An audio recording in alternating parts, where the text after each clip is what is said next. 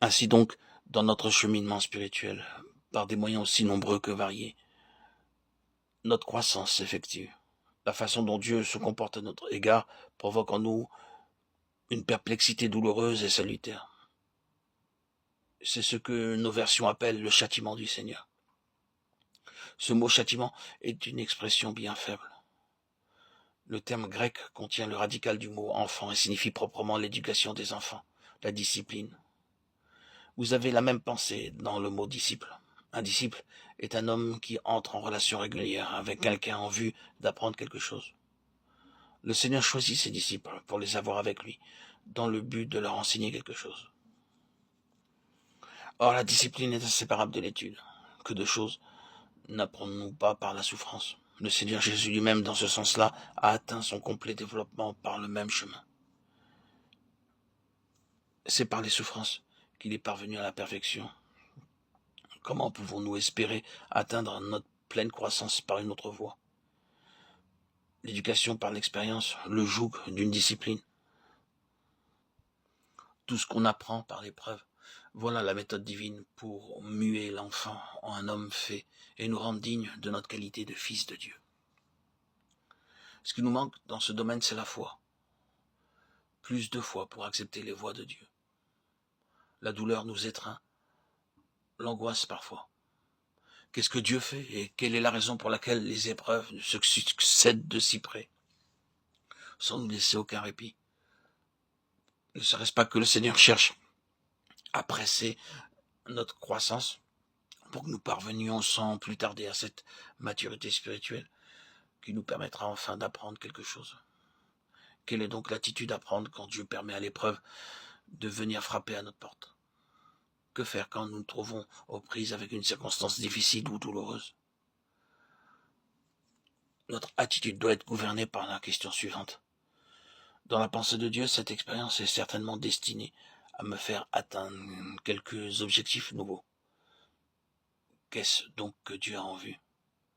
S'il frappe, ce n'est pas pour nous détruire, c'est pour nous faire monter plus haut. Son but n'est pas de nous diminuer, de nous amoindrir, mais au contraire, de nous faire croître et de nous mettre au large. Au fond du creuset, Dieu a caché un trésor qu'il nous laisse le soin de découvrir. Il y en a plusieurs ici qui pourraient dire avec nous, oui, c'est bien cela. Nous en avons fait l'expérience. Dans les abîmes où nous sommes descendus, nous avons trouvé la plénitude et dans ces profondeurs, le Seigneur s'est révélé à nous d'une manière toute nouvelle. À quoi tend cet exercice d'après Hébreux 5,14? Au discernement. C'est notre intelligence spirituelle que le Seigneur cherche ainsi à développer.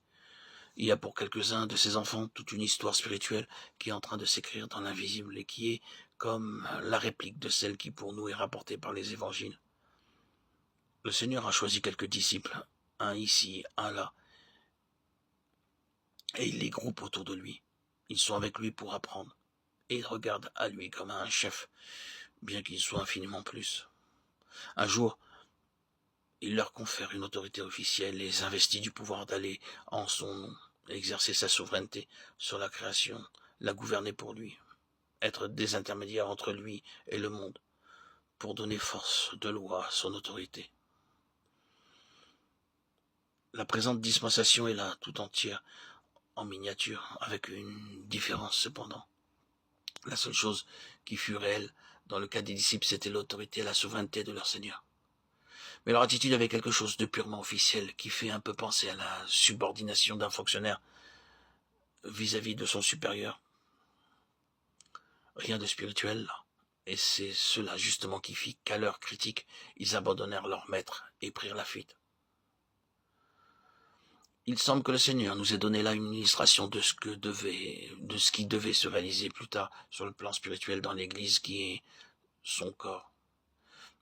L'éducation par la discipline, l'entraînement par l'épreuve, en vue d'une connaissance toujours plus intime de la pensée de notre Seigneur.